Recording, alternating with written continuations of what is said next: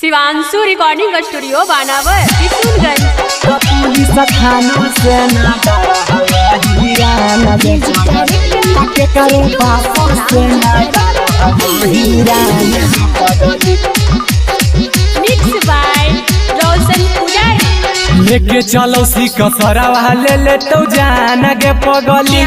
एगे लेके चलो सिकसरावा ले तो जान गे पगली आगे जान गे पगली तके करो बापो से ना डरा हवा हीरा न गे पगली तके करो बापो से ना डरा हवा हीरा न गे पगली आगे माथा में बांधी मुरेठा चलो सीना तान गे पगली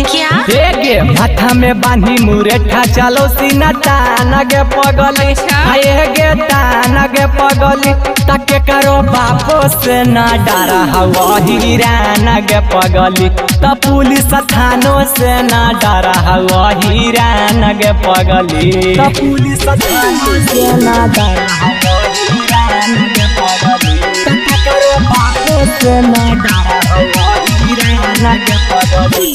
एक 80 कसर के छाऊ गोली महारा दे है छाती में ऐसन पावर के छौड़ी हो हिर जाती में हो हाँ गे 80 कसर के छाऊ गोली महारा दे है छाती में ऐसन पावर छौड़ी हो हिर जाती में नेता विधायक कर है सभे सलाम गे पगली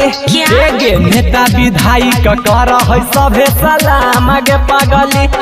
गे सलाम गे पगली तके करो बापो से ना डरा हवा हीरा न गे पगली तके करो बापो से ना डरा हवा हीरा न गे पगली पुलिस थानों से ना डरा हवा हीरा न गे पगली तके करो बापो से ना डरा हवा हीरा न गे पगली जहन में से अहिरा छौड़ी अहो बहो बरांड गे रोडावा पचल मी छौड़ी करी देतौ कांड गे